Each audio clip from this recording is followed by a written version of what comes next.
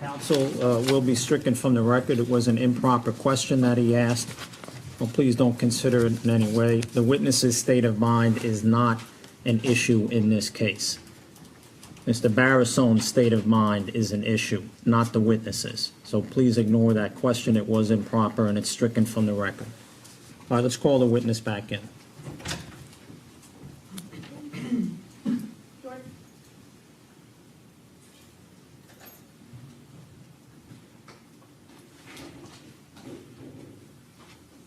Just watch your step coming in. You may have a seat, Ms. Osborne. Go ahead, counsel. I have no further questions of Ms. Osborne at this time. All right. Any cross-examination? Briefly, Judge. Ms. Osborne, good morning. Morning. Have you ever testified in court before? No. All right. Is your mother Lara Osborne? Yes. What's the nature of her relationship with Michael Barisone at this point? They're in a romantic relationship. Well, hold on. Is there an objection, counsel? I objected to relevance. Judge, this clearly What's- goes towards bias. This was explored on cross-examination with state witnesses. Overruled. I'm sorry, there was an objection.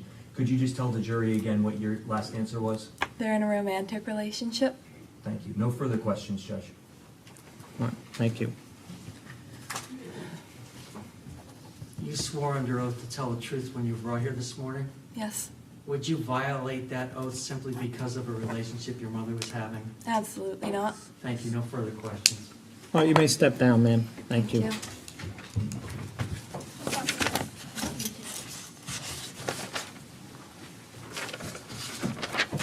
For your next witness. The defense calls Mary Defranco. Mary Defranco?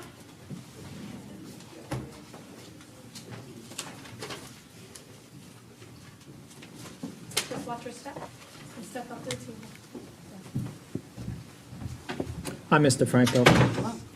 Please remain standing for a moment. Place your left hand on the Bible. Raise your right hand.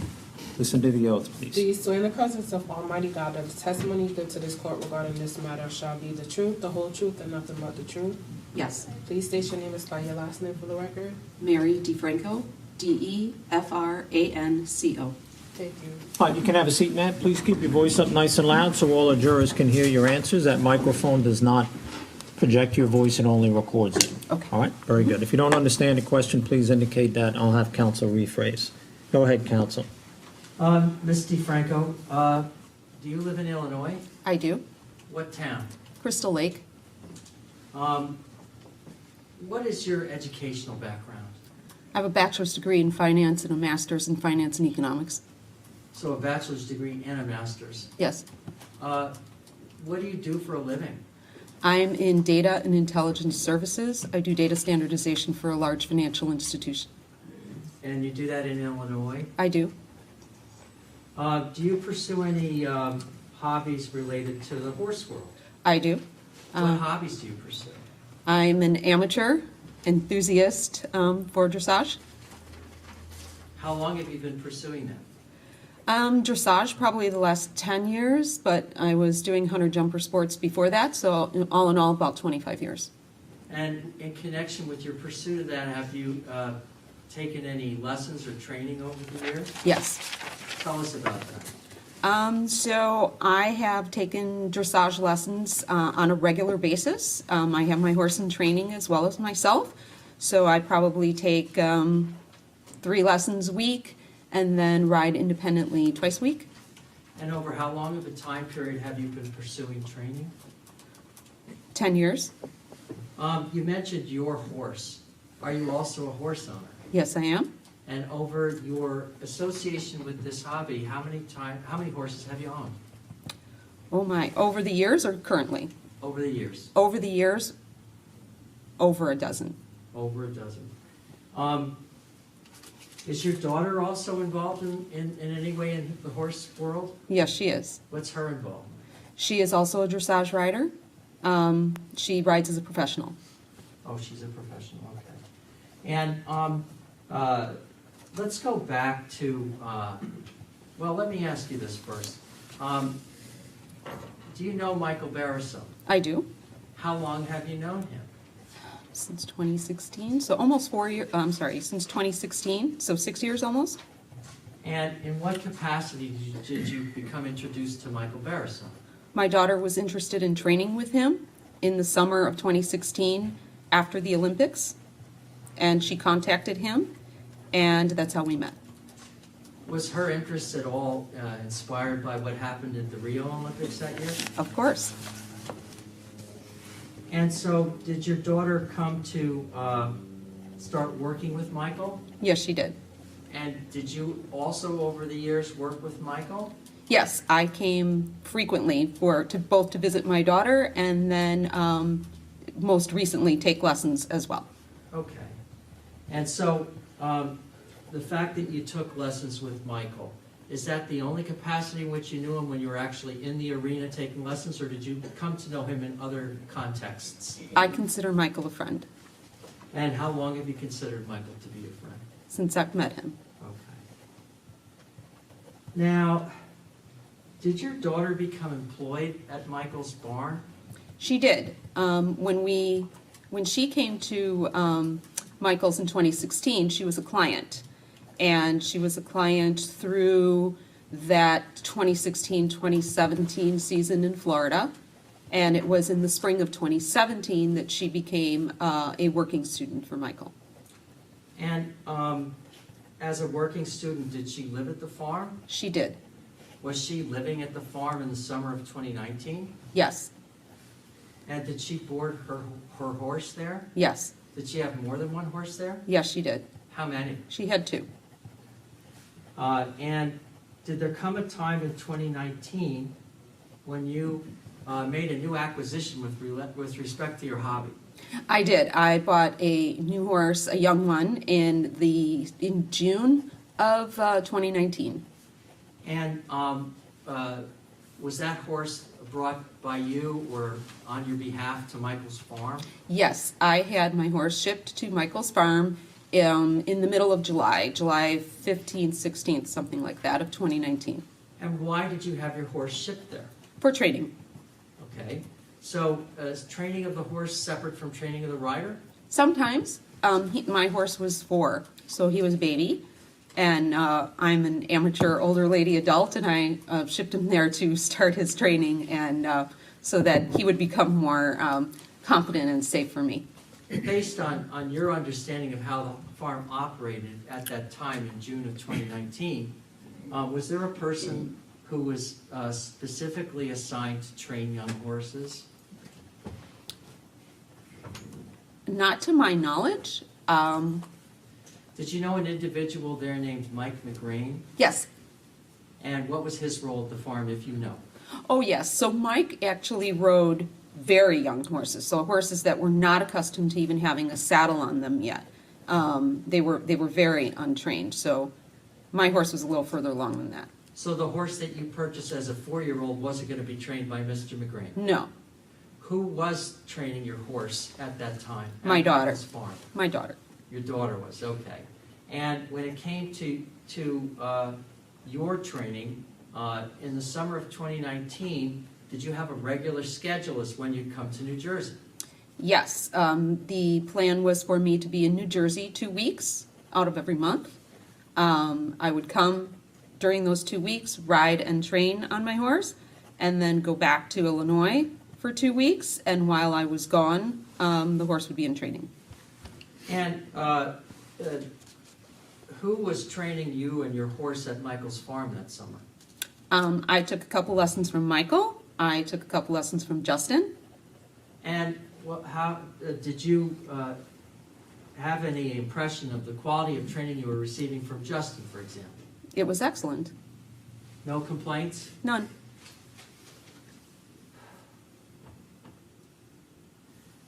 Did there come a time in July of 2019 when you made one of those 2-week visits? Yes. And do you recall the precise date you arrived and when you were supposed to leave? Precisely arrival? No. I would have arrived somewhere around the 15th or the 16th, and I was scheduled to leave, though, on the 31st. Okay, so you came to the farm in July, Mhm. at or about that time period, Mhm. and is there anything in particular you observed at the farm at that time? It was not as happy a place as it used to be. Okay, and could you be a little more descriptive as to what indicated to you that it wasn't as happy of a place as it used to be? There was a lot of tension in the air. It was very stressful. Michael's demeanor was not as it used to be, not as engaging. He was elsewhere in his mind. There were other boarders who were definitely, also tense, and lots of conversation around the feeling in the barn that it just wasn't right.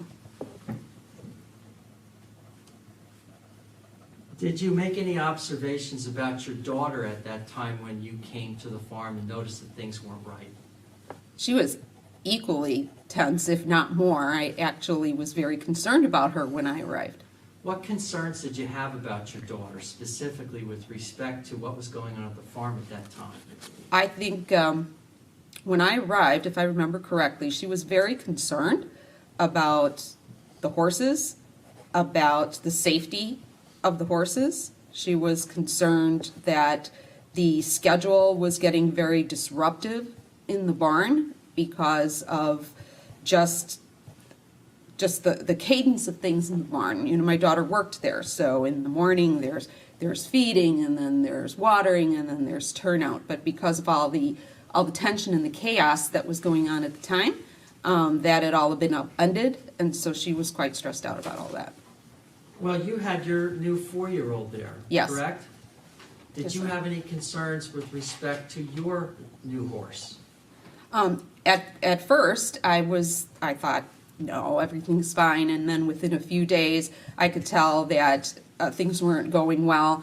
The tension in the barn was too high. I started having concerns about safety myself, both for myself and my daughter, as well as the horses.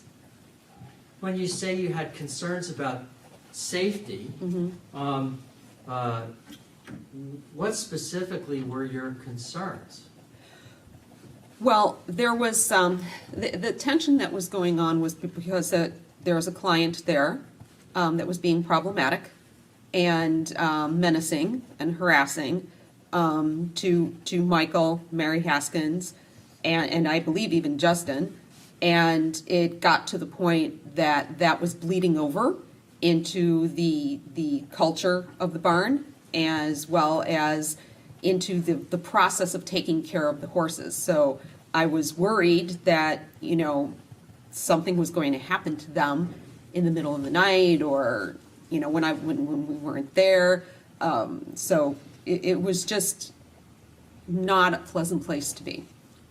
As a result of what you observed, what your concerns were, and what you were experiencing, did you start making any plans with respect to where to board your horse and your daughter's horses? Oh, absolutely. So as the days continued during my visit, my daughter and I discussed that, we needed to move the horses. We needed to get out of that environment. It was too menacing and harassing. I wasn't happy, and I was just as disturbed, I think, as everyone else about what was happening there. Luckily, the barn is located in an area where you can drive, 15 minutes in any direction, and there's lots of horse barns. So we were looking for, safe and clean, and just to get out of what I was perceiving to be a not so safe environment. As a result of your presence at the facility, were you familiar with the locker area of the barn? Yes, of course. Okay. I'm going to show you what was marked for identification as 800-42.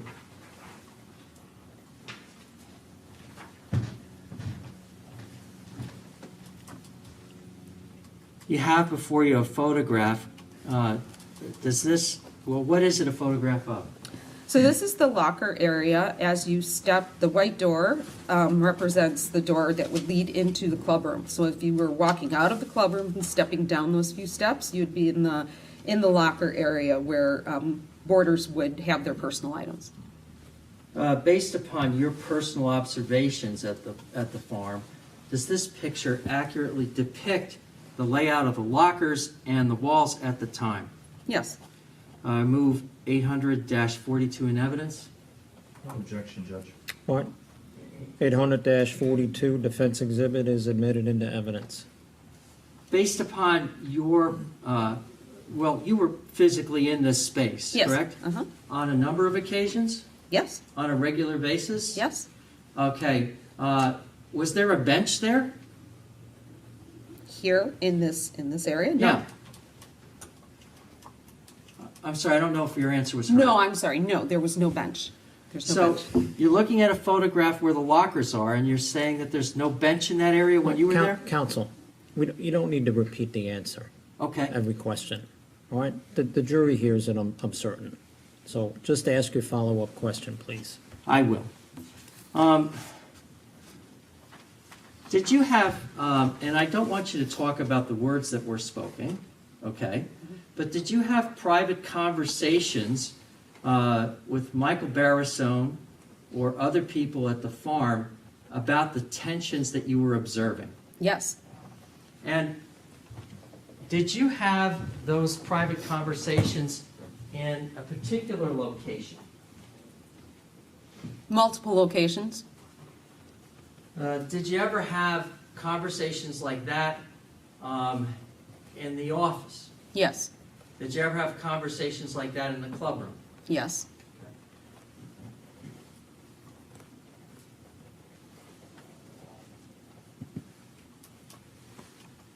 Did there come a time when you developed a concern that someone was listening to those private conversations that wasn't present, participating in them? Yes. And when did you develop that concern with respect to what was happening at the farm? When my own words verbatim were repeated by someone who would not have been there and posted in social media. Do you recall, without saying what the words were, do you recall where you were physically when you spoke those words? Michael's office. Okay. And who was present when you spoke those words? Mary Haskins. Anyone else? No. How far is the office from the locker area, if you recall? Has to be 100 feet. Okay.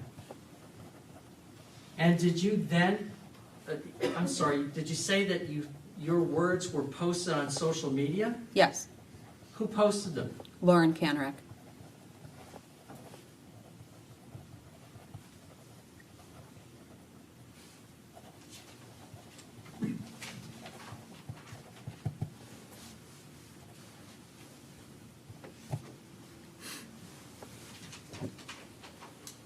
When you were there from the period of, well, you were there from the period of July 31st through the time the incident occurred, correct? Yes.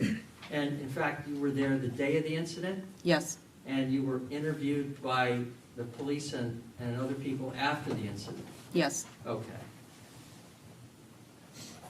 Were you present when police were called to the farm before the incident? Yes.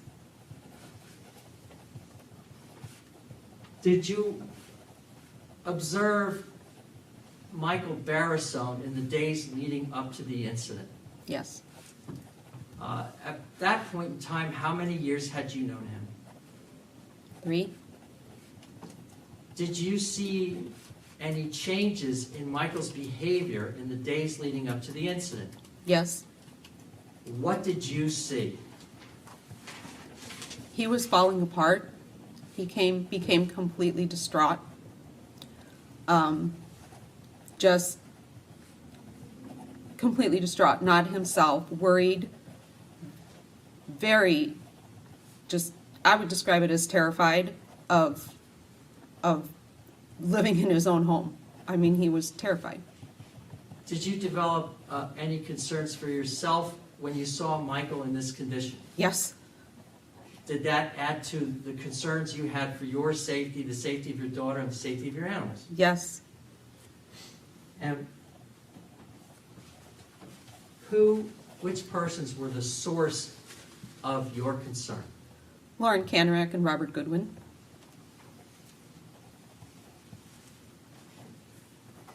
Did you have a chance to observe whether or not Michael Barisone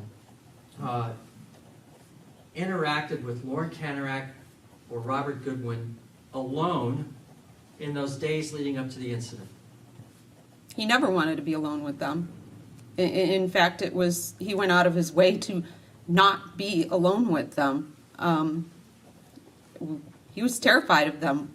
I was terrified of them. And so, because of all of the postings that were going on social media, Judge, this is non-responsive. It is somewhat. Just ask another question, please. All right, we'll Sorry. move on to the next That's okay. question. Ms. Defranco,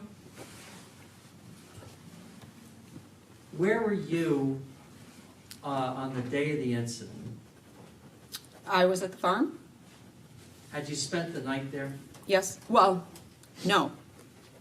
We were at the bed and breakfast down the street because my daughter's room was deemed unlivable, I guess, by the fire marshal or whomever, the building department. So your daughter's living arrangement was impacted by what the town did with respect to the buildings? Oh, yes, she had to leave. Okay. And did you come back to the farm that day? Yes. And did you have an instance to be sitting in the arena? Yes. And was that the indoor arena or the outdoor arena? Indoor arena. Okay. Where were you sitting? I was sitting in Michael's chair, so the door that walks out from the clubroom into the indoor arena, there are a bunch of director's chairs. If you were going to the immediate left of that door, the first chair, that's the one I was sitting in, and that's the one Michael typically sat in. And who were you sitting with, if anyone? Nobody. I was watching my daughter. She had finished up riding her horse, and she had already left, and I was just sitting there. Did you encounter Michael while you were sitting in the arena in his chair? Yes. Did you make any observations of Michael at the time you encountered him while you were sitting in the arena on the morning of the incident in his chair? Yes. He walked out. What were your observations? I'm sorry. It's okay. A question's better than we get a question and an answer, you know? Sure. Okay. He was totally absent, catatonic. He didn't even know I was sitting there. Did you try to speak with him? Yes? And did he acknowledge you? No?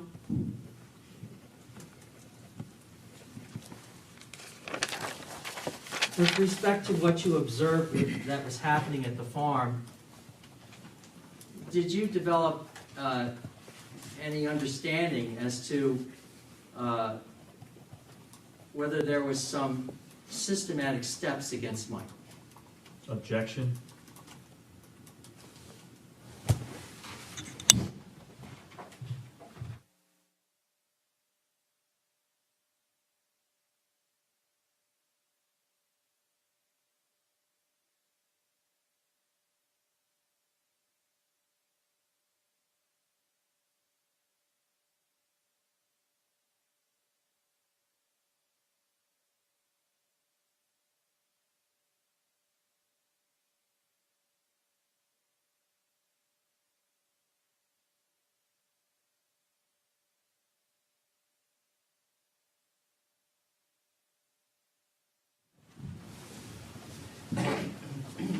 You're referring to your observations of Michael that day.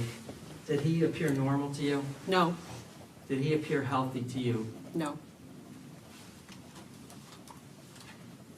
Did you have any concerns about his safety as a result of your observations of him that day?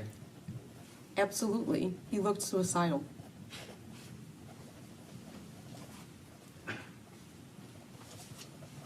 I don't have any further questions at this time. All right. Cross-examination, Mr. Shellhorn? Ms. Defranco, how many horses did you have at the property in summer of 2019? I had one, my daughter had two. And you said that your daughter is still competing? Yes.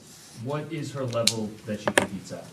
She competes at intermediate 1, Is that as an amateur or professional or something professional. else? Professional. So your daughter is a professional equestrian. My daughter switched her status from amateur to professional when she started working for Michael, because those are the rules. And so even though she's not currently employed in the equestrian community, she maintains her professional status because that's the level she rides at. So she rides at a high level. Yes, she does. Now, you indicated that on August 7th, 2019, you were at the farm or at the barn with your daughter? Yes, And you and your daughter were in the process that day of making arrangements to leave the farm, correct? yes, You indicated that you were looking for another farm to take your 3 horses to? yes, And you said that you had a lot of concerns in those weeks leading up to August 7th? yes. But you hadn't actually made the arrangements and actually taken the horses off the property at that point yet, had you? No, we had an appointment. And that would require you going to meet with various different farms or barns? Yes, And you would have to, I think you had said you were looking for another barn to go to that was safe and clean. yes, So you wanted to make sure that you were vetting out the place where you were going to take your horses, that it would be appropriate for them, yes. as well as for your daughter, based on her aspirations as a rider. At that point, it had nothing to do with riding or training. We wanted to get the horses off, so we weren't looking for a trainer per se. We were looking for a place for the horses to be housed. But even in spite of that, it did take effort to try to find a place that would be appropriate for your horses. There are several places in the area.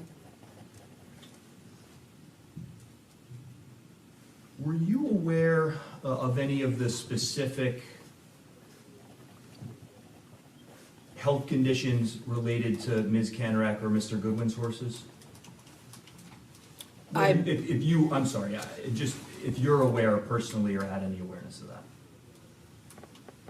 No, You didn't ever hear Ms. Canarak ever make any physical threats? to whom? Well, you indicated Myself earlier. or to somebody else? That's a fair question. You indicated earlier you were interviewed on the day of August 7th, 2019. Yes, You were interviewed by 2 detectives, Detective Boast and Detective Munoz-Felder, yes, and that was at the barn. yes, And they asked you during the course of that interview whether you had heard any physical threats made to Michael Barisone, and you said no. no,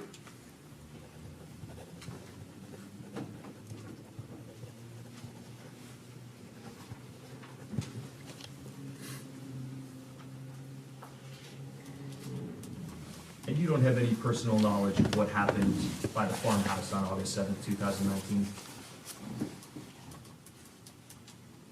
I wasn't there on the You patio. didn't see what happened? I wasn't on the patio, no. I wasn't trying to trick you. No further questions, Your Honor. All right, any redirect?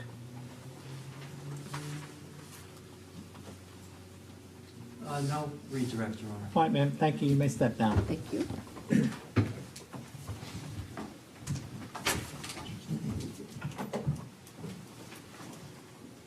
All right, call your next witness, please. The defense called Stephen Tarshis. Stephen Tarshis to the stand, please.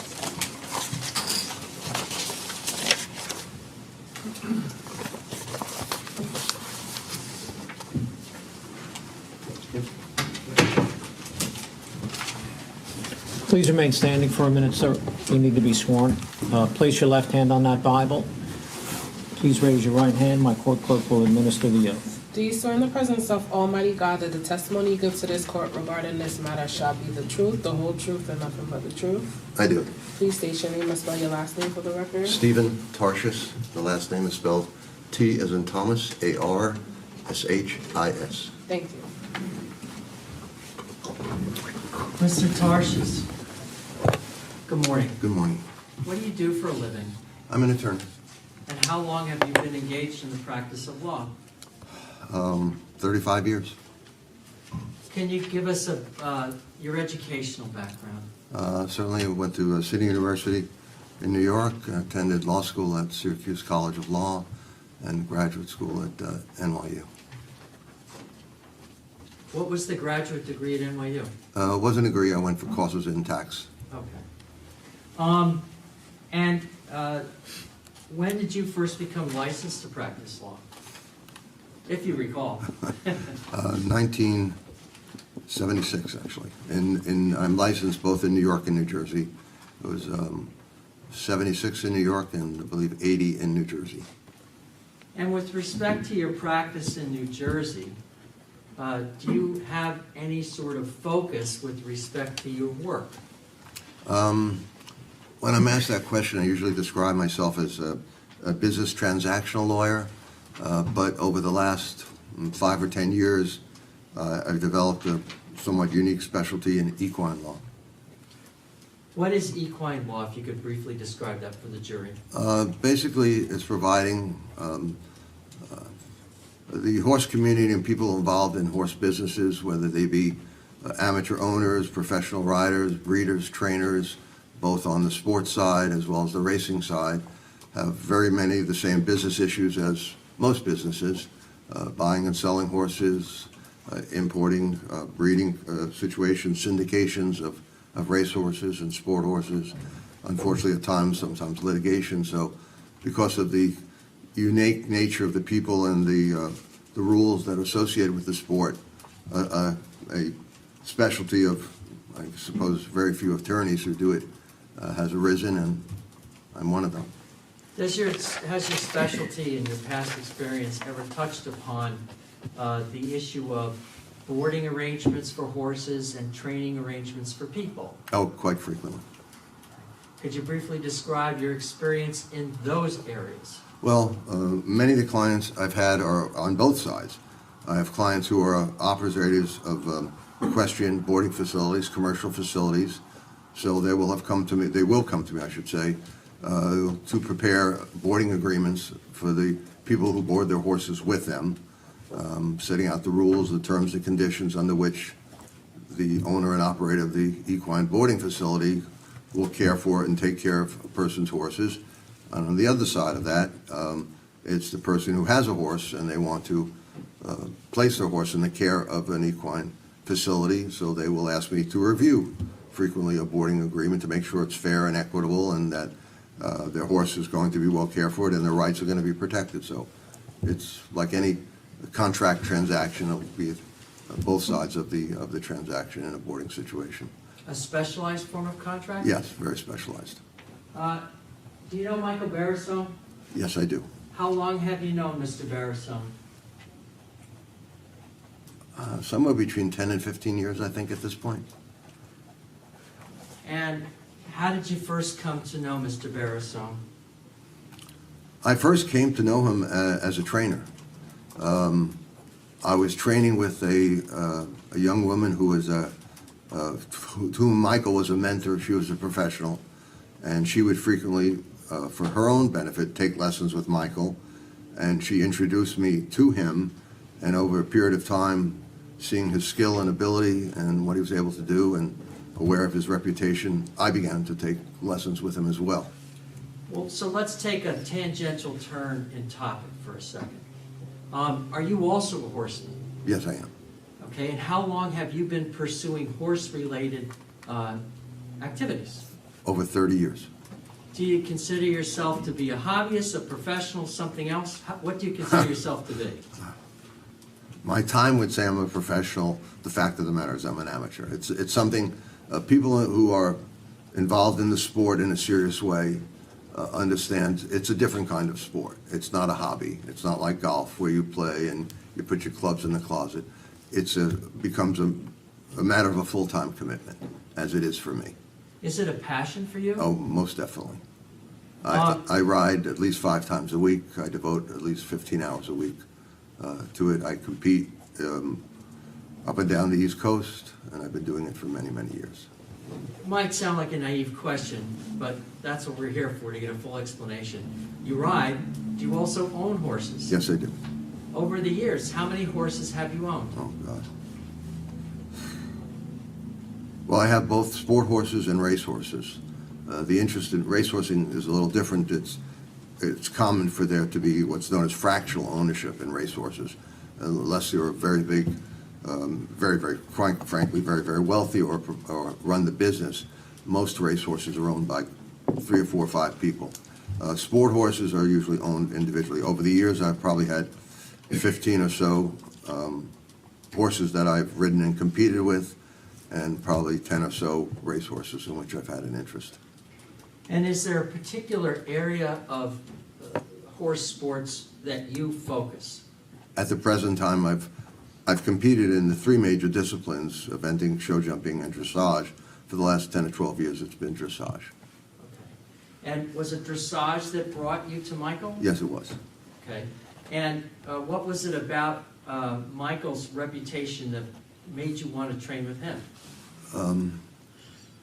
Like any teacher, the ability to communicate to a student is what makes, in my view, an exceptional or good teacher. And Michael had a very, very gifted way of communicating a very, very difficult sport and making it understandable so that amateurs, such as myself, would be able to learn and progress.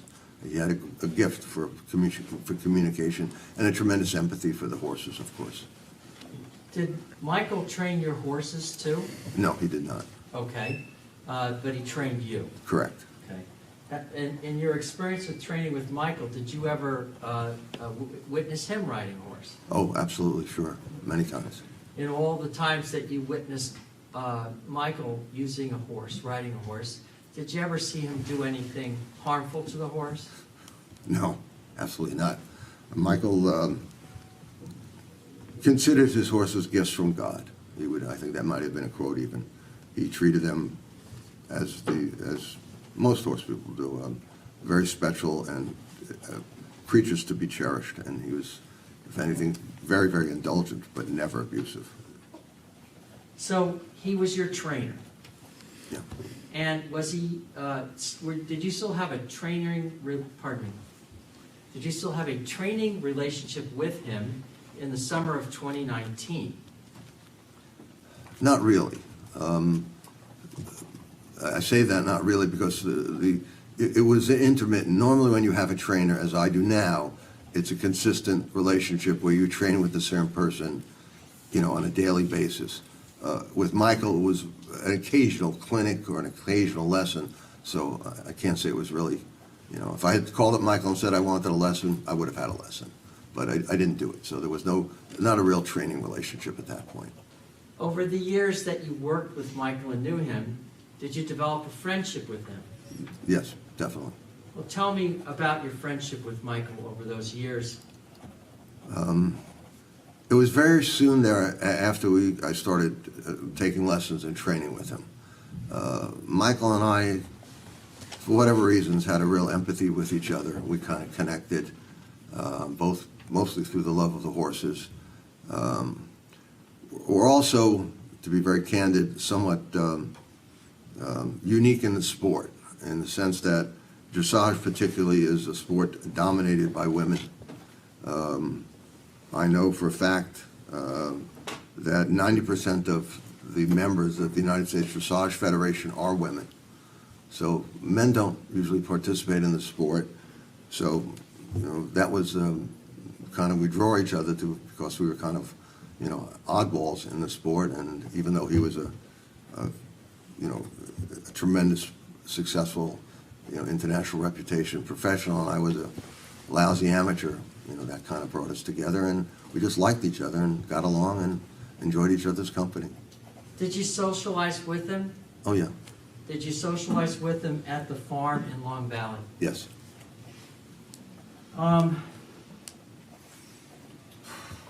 Did there ever come a time when he became your client for purposes of legal services? Yes, there did. Okay, and when did he first become your client for legal services, if you recall? I'm not asking you to tell us anything about the specifics of the It's representation. over 10 years ago, but I couldn't, off the top, I'd have to go look at my files and see when, the first matter might have been, but I'm sure 10 years ago, at least. So over that decade, how would you describe your professional relationship as his attorney? Was it intermittent, constant, something else? Well, the work would be intermittent, because it's not the nature of something that comes up every day. But in my mind, I believed he considered me his attorney. Whenever a legal matter anytime the services of an attorney were needed, he always called me. But it could be 3 or 4 months could pass, or 2 weeks could pass, or 6 months could pass. There was no consistency to it. It was when the need arose. But I'd like to think, I certainly did, think that he thought of me as his attorney. Well, let's move specifically to the time period of July 2019, or actually, let's start it in June through the day of the incident. You're aware that an incident occurred on August 7th, 2019? Yes, I am. All right, so from June of that year to the date of the incident, did Michael contact you requesting your services? Yes, he did. And was it a matter you had previously consulted with him on, or something new? Something new. Without revealing any client confidences, what was the subject matter of that engagement? He called me to tell me that he had a client. Gentlemen who object that it's Yeah, hearsay, let's I not understand let's where not, we're going. right, let's not get into the specifics of what was said. I understand. So the Right. question would be to describe what the matter was, but without using someone's words. I understand. Okay. Of course I do. The purpose for which he called me was that he had a problem with a particular a boarder who he wanted to leave the farm, and the person would not leave. That's as simply as I could put it. It was much more complicated than that, but that's about as simply as I could state it. Did Michael identify to you that boarder? By name, you mean? Yes. Yes, And who was it? Lauren Canarak.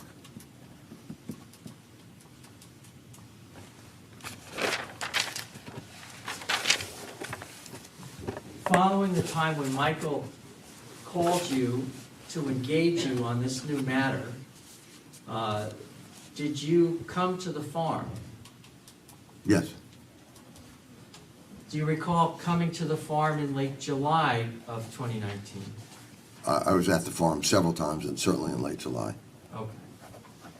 Do you recall having conversations with Michael about the matter that you were representing him on with respect to Lauren Canarak?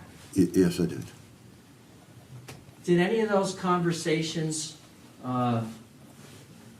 occur in public areas such as, well, let's specifically, did any of those conversations take place in the locker area of the barn? I don't recall any taking place there. There were so many conversations. I know where the vast majority of the conversations I can say with certain took place, but I don't have a specific recollection of anything in the locker area. Are you personally familiar with the locker area? Yes, I am. Let me show you a photograph that was moved in evidence as 800-42. Let me know when you've had a chance to review. I know it very well. Does that photograph accurately depict how the locker area looked when you were on the farm in the late July, early August time period of 2019? Yes, it does. Is there a bench in that area? No, and there was no bench there. Now, you said you could recall where certain conversations took place. Did you say the vast majority? Correct. And what's your recollection as to where the vast majority of your conversations with Michael took place? It was an area that was referred to as the lounge area. And you might want this picture again. Where was the lounge area located? It was the center of the farm, of the building that comprised the stables and the barn. Was the lounge area the club room? It was the club room. I can tell you that this staircase here If you walked up this staircase, there was a door here, and if you walked through that door, you entered into the lounge area. The lounge area was when you came to the front, the entrance to the farm. There were double doors, and if you opened the double doors, there was a very, very large room. That was the lounge area. In that area was a kitchen area. In that area was a huge pool table, and in the center of the area was couches and seats. The reason it was there was because there was a glass wall, and which was not unusual for a lot of horse facilities. The idea was that clients and friends could sit in the lounge area, look through the glass, and watch, their kids, their husbands, their mothers, their daughters, watch them ride. So that was pretty obviously the purpose of the lounge area, and that's where, because it was the largest area at the farm and very comfortable, obviously with couches and chairs and a kitchen where people would congregate, and that's where the vast majority of my conversation with Michael took place. Was Lauren Canarak ever present in the room when you had conversations of that nature with Michael Barisone? No, absolutely not. Did there come a time in late July or August preceding the incident that you became concerned that your private conversations with Michael Barisone were somehow being overheard by Lauren Canarak? Yes. Excuse me, yes. What happened that gave you that concern? Well, unfortunately, this had dragged on, the whole incident, and getting worse and worse almost by the day. And given the very, very, almost, I hate to put, incestuous nature of the horse world, what was going on at the farm became common knowledge within the horse community. So there was a tremendous amount of social media being posted about this stuff. And I believe, I heard it from so many different sources, but I believe I first became aware that she was claiming to have heard conversations. I believe I first became aware of it through postings on social media. Was Robert Goodwin ever in the room when you were having private conversations with Michael about the matter? No, I've never met Robert Goodwin, never seen him. Did you ever see any social media postings with respect to what was going on at the farm? Oh, God, yes. Prior to the incident? Yes. How did you obtain access to those postings? Well, I'm not a social media person, but they would be pointed out to me by Michael and Mary Haskins Gray. Justin Harden might have done it. A lot of this, I don't remember specifically the source after, it was such a chaotic time and so much was going on, so I can't necessarily pin down where I might have heard something. I just know I heard it, and these are the likely places from whom I would have heard it. With respect, And then I would go look and see for myself, yeah. So with respect to the postings that you saw, did you see any that reflected words that you had spoken in private to Michael? Yes. How many such postings did you see? One particularly stands out because I was so stunned. It was really disturbing because it was like, it was like somebody was in the room, like she was in the room. And it was very, the only way she could have known it is somehow by hearing it, because it was such a narrow, specific conversation. It wouldn't have been something that would have been passed along to other people in idle gossip conversation. So you used the pronoun she in that description. To whom were you referring? Lauren Canarak, I'm sorry. Lauren Canarak? Yes.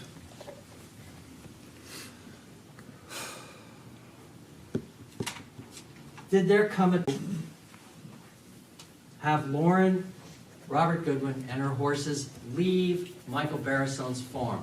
Yes. And did you make any arrangements for Lauren Canarak and her horses to go to another barn? Yes, I did. What arrangements did you make? Understand, I never spoke to Lauren Canarak, and I had never met her, in fact, until actually something that occurred recently. But I never saw her, didn't know her. I only spoke with her father, Jonathan Canarak. And he and I had... Well, without getting into the spoken words, Right. I'm asking you what arrangements you Well, I'll made. tell you, yeah. he and I spoke about negotiating an arrangement whereby she would voluntarily leave the farm so that other judicial means to have her removed would not be necessary. And that's what we talked about, a negotiation of those terms so that she would leave. Did you identify a specific farm where she could go? Yes, I did. Was there a specific trainer involved with that farm? Yes, there was. Was that trainer in some manner equal to the level of training that Michael could offer? Yeah. Objection. What's the basis for the objection? I don't think there's a foundation for that question, Judge. It also calls for his opinion, and I'm not sure what the relevance of that opinion would be here. What's Try the, another question? yeah, I'm not sure what the relevance of his opinion is. But certainly the arrangements that he made is something you can get into. Okay. Okay. So, that trainer, was it an Olympic level trainer? Had won a gold medal at the Pan American Games. Equal to an Olympic rider, yes. And did that trainer have a facility similar to Michael's? Absolute equal to, and it was approximately 15 to 20 minutes from the Long Valley location where Michael's farm was. And did that trainer have stalls available for Lauren Canarak's horses? Yes, And did you communicate that information to Jonathan Canarak? yes, I did, and I communicated the individual's name, who was known to both Lauren and her father. Following the time when you communicated that to Jonathan Canarak, did you have an understanding as to whether or not there was an agreement that Lauren and her horses were going to leave Michael's farm? Objection. Let me see that sidebar, please.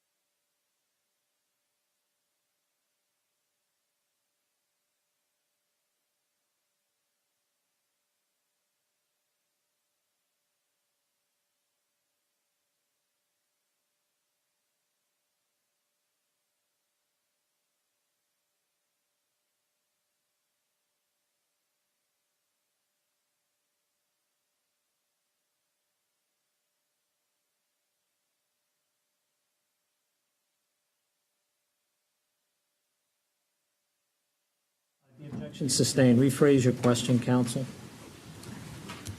It's a narrow question.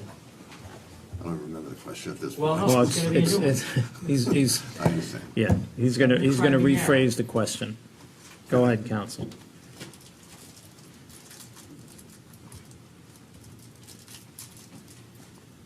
In your negotiations with Jonathan Canarak, what was your perception of his role in those negotiations?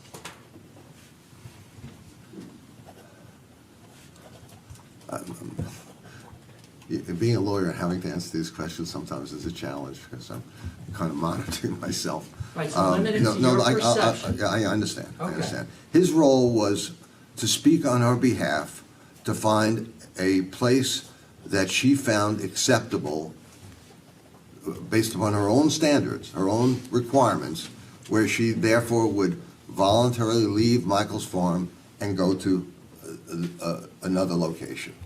And his role was to negotiate the terms that would be acceptable to her. Did she leave the farm? No, she did not.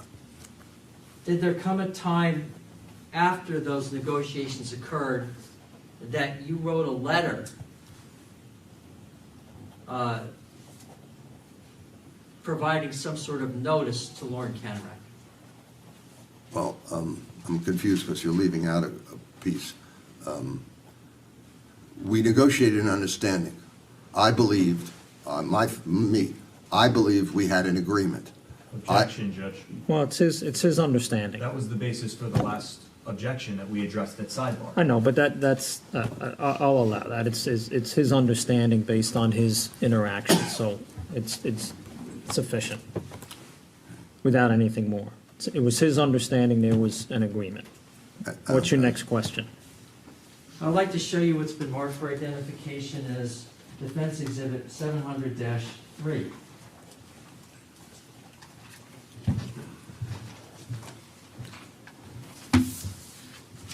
Why don't you take a moment and look at that?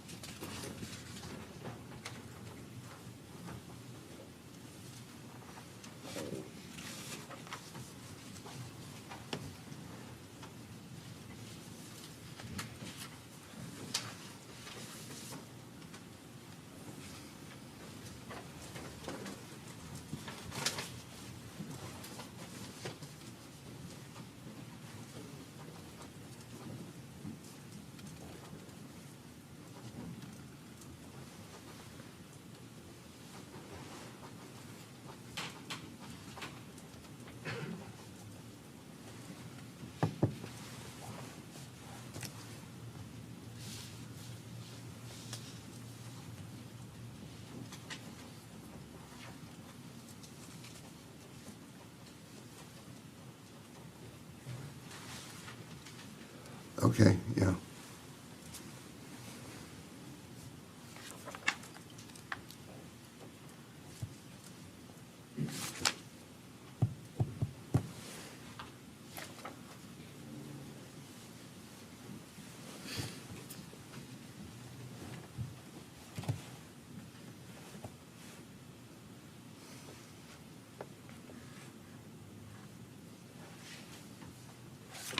Okay. You've reviewed Exhibit 700-3 Yes, I have. without, Do you recognize what that is? Yes, I do. All right. Is that a letter you drafted? Yes, it is. All right. And was there a date on the letter that you drafted? August sir? 5th. All right. Go ahead, ask your next question. this particular copy I've shown you is unsigned. Do you agree? Yes, it is. Did you cause a signed copy of this letter to be delivered to Lauren Canarac and John Goodwin? Absolutely.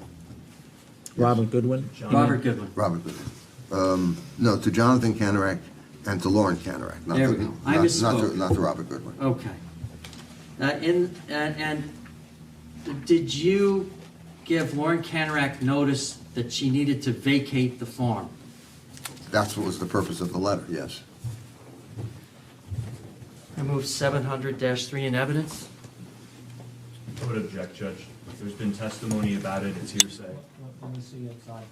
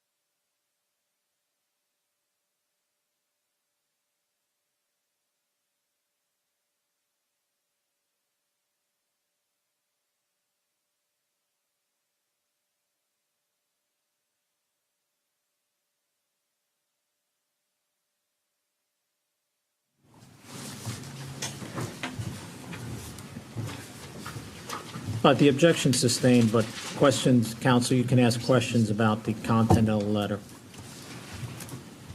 Can you tell me specifically, from your own recollection, the dates or dates when you were having these negotiations with Jonathan Canarak?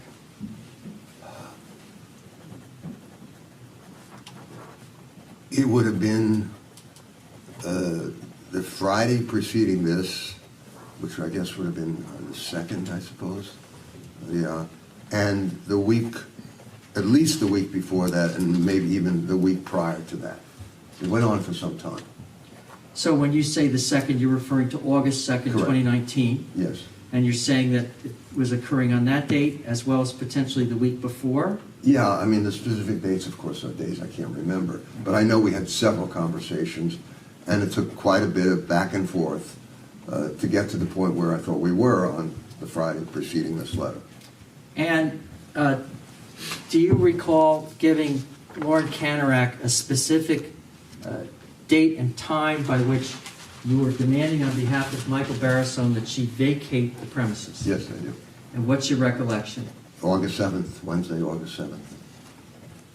And did you cause this letter to be delivered to Lauren Canarak? I think I asked that, but if you could just say again. Yes, I did. And on what date did you cause it to be delivered to her? I can't recall. I can only assume it was the date that it was delivered by email. So it would have been delivered the date it's dated, August 5th. August 5th is the date? Correct. Okay. Was Michael aware that you were sending this letter? Oh, yeah. Did Michael express to you any concerns about sending this letter? Yes, he did. What concerns did he express to you? He didn't think she would leave. It didn't. Subsequent to the delivery of that letter, did you proceed with any actions toward legal proceedings against Lauren Canarak and Rob Goodwin to have them vacate the farm? Yes, I did, and I have to confess at this point my memory is a little fuzzy. I did what I said I was going to do, and I initiated an eviction proceeding, which, and she was served with a complaint and eviction. Let me show you what I've marked for identification as document 700-5.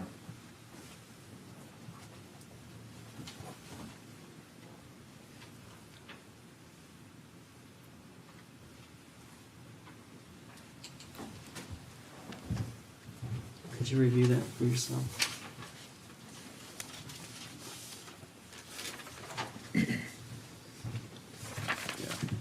Now, There's no question pending, I'm just Okay. asking you to review it.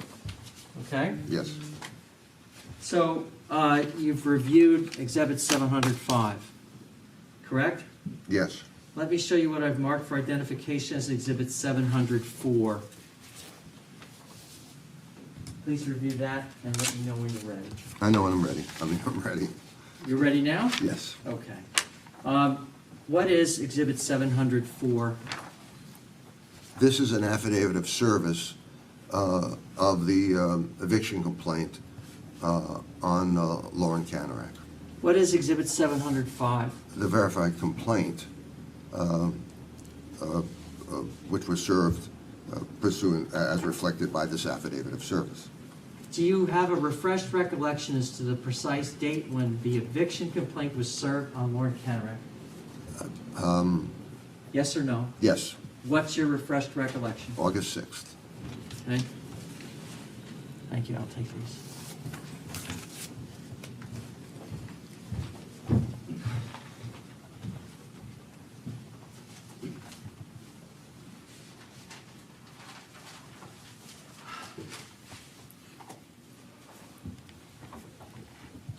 In connection with spending time with Michael in the time period from July 31st through August 6th, did you notice any changes in his affect?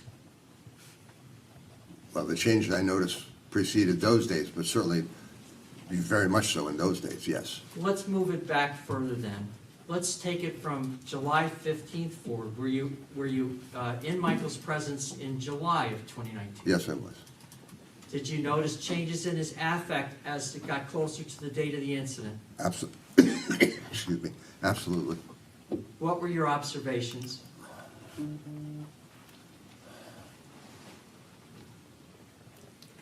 He became very, very upset, almost to the point of being unable to function. As an attorney, and this was my client, it got so bad I couldn't even have a conversation with him. He was in constant fear of so many things, and all he would talk about, he was in a loop. All he would do was talk about the fears that he had. And here I am trying to be a lawyer to a situation and proposing solutions or possible paths to take, and he wouldn't deal with them. It was difficult to have a conversation with him. He was constantly agitated. At times he was incoherent. It got so bad that I threatened to quit. I said, I'm not serving any purpose. You're not listening to me. You're not hearing me. I remember screaming at him. I screaming at him, not him yelling at me, because I was so upset that he was just ignoring me. I don't think I realized at the time, how out of it he was. And it only perhaps was later, as we got really close to the 6th and 7th, when he became just, non-functioning, just completely, couldn't function. Did the fears relate to Lauren Canarak? Totally to Lauren Canarak. He was afraid that, aside from her. I'm going to object. Yeah. Sustained.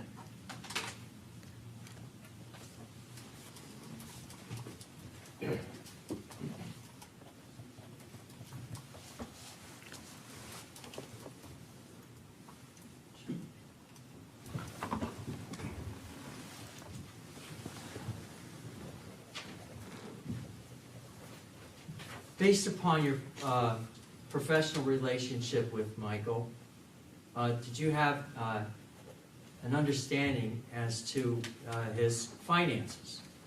Oh, yes. And did you have an understanding as to Michael's net worth? I had a pretty good idea. I don't think I would say I had a really exact or precise understanding, but I knew he was very, very unique in the horse world. How is he unique in the horse world? Again, bearing in mind, and it's hard if you're not part of this community, this is an incestuous community where everybody knows everything. And Michael was unique that he was a successful businessman. I mean, with all due respect to their professional accomplishment, there are Olympic riders who don't have a nickel to their name. They rely on sponsors to support them. Michael had accumulated wealth in the millions, and it's just not done. He was a brilliant businessman. I have no further questions at this time. All right. Cross-examination? Mr. Tarshis, do you have any awareness of what Michael Barisone's monthly expenses were? No, Do you know anything about how much it cost him to run the 2 farms that he owned? no, Or pay payroll, no, take care of the horses? no. Now, you were asked a question by Mr. Deininger about being contacted by Mr. Barisone with respect to the issue with Ms. Canarak. Correct. Do you remember when you were first contacted about that? Precisely, no, I don't. The best I could tell you, it was either late June or the early part of July, because my reaction was, when he spoke to me, he had told me of a situation that had been ongoing for months, and my reaction was, why didn't you call me sooner? So I think it was late June or early July. So you think he contacted you somewhere a month to 6 weeks potentially before the shooting? Could be, yeah. Do you have records of that? No.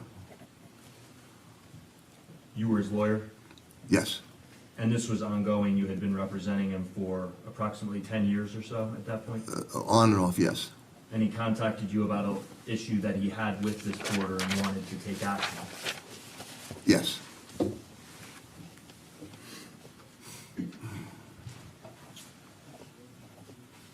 you weren't aware of any specific written contracts that Mr. Barisone had with Ms. Canarak related to their business arrangements? I was aware there was no written contract. Now, if I could just ask you, Judge, may I approach? Yes.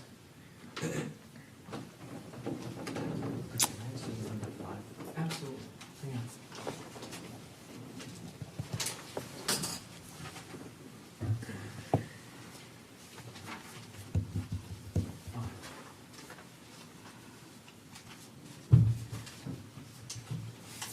Mr. Tarshis, I'm just showing you again what's been marked as 705 and 704. And I'm just trying to get the timeline right. Sure. 704 is an affidavit of service. Correct. And does that indicate that it was served on August 6, 2019 at 11:53 a.m.? Yes, it does. Who fills this out?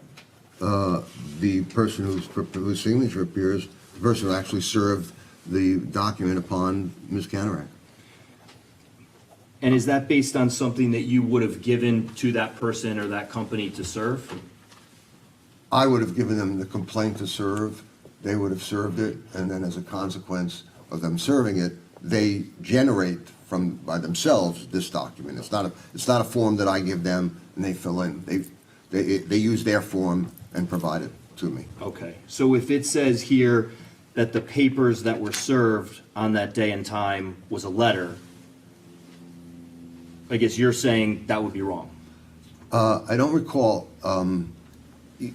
this complaint was never filed. Oh, it was never filed. That's right. Okay. So you sent a copy of the verified complaint unfiled to Ms. Canarak. He'll stop me, I'm sure. Michael did not want to start eviction. He wanted to scare her into leaving. So we suggested serving her with the papers, but not filing them, hoping this alone would give her the impetus to honor the agreement we thought we had. I understand. So that was going to be my follow-up question, was that Mr. Deininger showed you 705. Yeah, there's nothing even filled out on this thing. That's what I wanted to ask you. Right, so, okay, so this is a complaint that's not filed. Correct. I understand. And the purpose of sending it was for Michael Barisone to scare Lauren Canarak into thinking that he was serious or something to that effect. Exactly.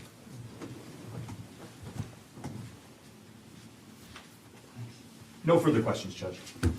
All right, you may step down, sir, thank you. Any redirect? I'm sorry. All right, you may step down, Mr. Tarshis, thank you.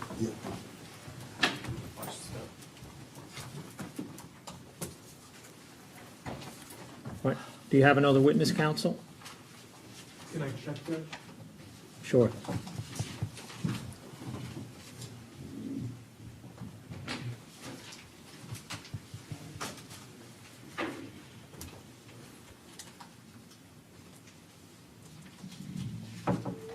Judge, we have two. All right.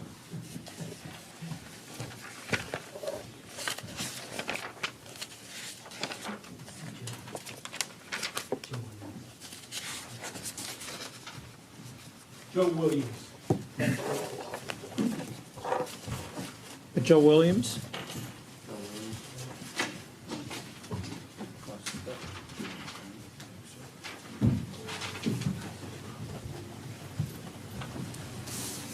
Hi, Mr. Williams. Come on up to the witness stand. Just remain standing. Place your left hand on the Bible if you would. Raise your right hand. My clerk will administer an oath. Judge, the juror is asking for something. If you could fix that, please, I can't, it's blocking. Thank you.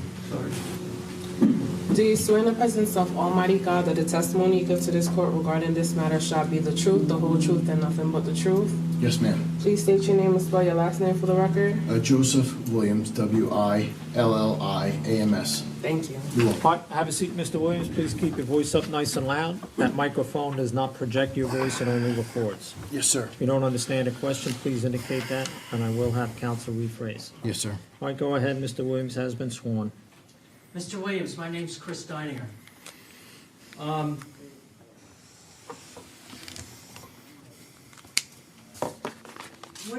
What is your profession currently? I am a barefoot horse trimmer, and I train horses, young horses, in behavioral issues. And do you operate that business in New Jersey? Yes, sir. What town? I travel. Okay. And do you also live in New Jersey? Yes, sir. Great.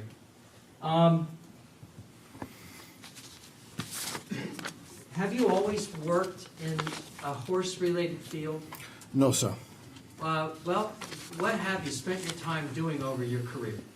I am retired detective sergeant from Township of Berkeley Heights. So a police officer? Yes, sir.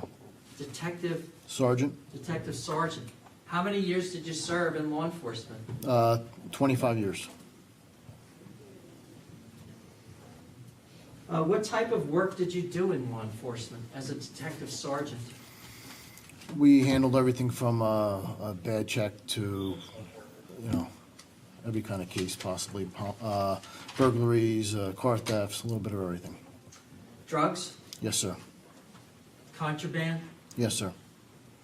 And do you recall what year it was that you retired from the police force? Sure do. February 1st of 19. February 1st, 2019. Now, Mr. Williams, did you ever perform services as a farrier? I was a farrier, trained as a farrier, but I took my business all barefoot. Okay. Did you ever, do you know Michael Barisone? Yes, sir. And in what capacity do you know him? He was a client. He was a client of mine for approximately 5 to 6 months. Okay, and when was that client relationship with him? Approximately February of 19 to July or August of 19. Was Michael aware of your service in law enforcement? Yes, he was.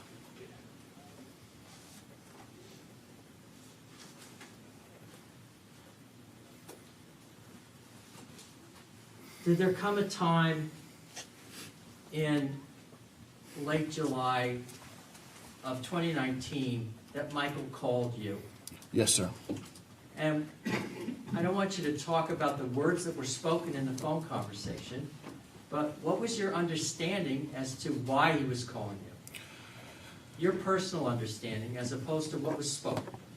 My understanding was he called me in reference to having a problem with a client who also resided on the property, and about the situation between him, her, and her boyfriend.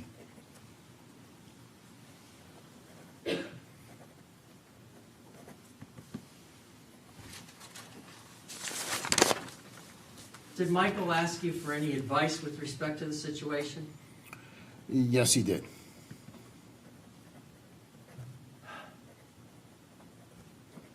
Based upon your communications with Michael in that phone conversation, did you have any concerns about what was happening at the farm? I don't know if I had concerns. I gave my input on what I would do. What input did you give him? I advised him to go down to the municipal court and file a harassment complaint. I told him to go down to they're going to have him fill out a probable cause statement, give him the facts, and see if there's enough justification to, file a charge. And I told him to, retain an attorney, not for that, but as far as him advising me he had problems with evicting her from the property.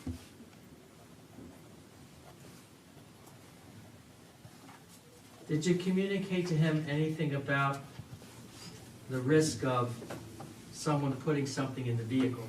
Yes, and in reference to harassment complaint, I also told him, if you're harassing her, she's going to do the same thing.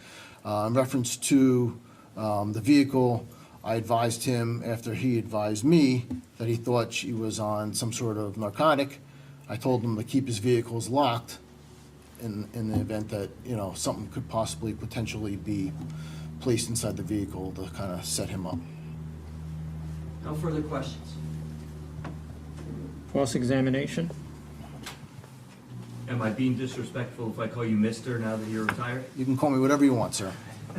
Just don't call me late for dinner. Mr. Williams, so when Michael Barisone contacted you, So your advice was that he should go to the municipal court and file a harassment complaint? Yes, sir. You also told him, generally walked him through the process he could do to follow that? Yes, sir. But you also told him that it was possible that someone who was using drugs may plant drugs in his car? Potentially being due to the fact that he was having problems with this person, and he, he advised me that he thought, or I don't recall exactly the conversation, but she potentially could be using drugs, so I just told him to keep his vehicles locked. But you would agree with me that someone who's addicted to drugs Does well. doesn't just go give up their drugs and stick it in someone else's car to plant it on them and get them in trouble? I've never done a drug in my life, I'm not a drug user, but it would make sense. And fair to say Berkeley Heights, the drug problem there is not at epic proportions the way it is in other places? We had our fair share, but yes.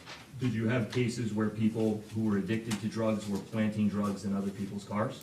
I've had cases where drugs were placed in someone's car. No further questions, Judge. All right, you may step down. Thank you, sir. Thank you.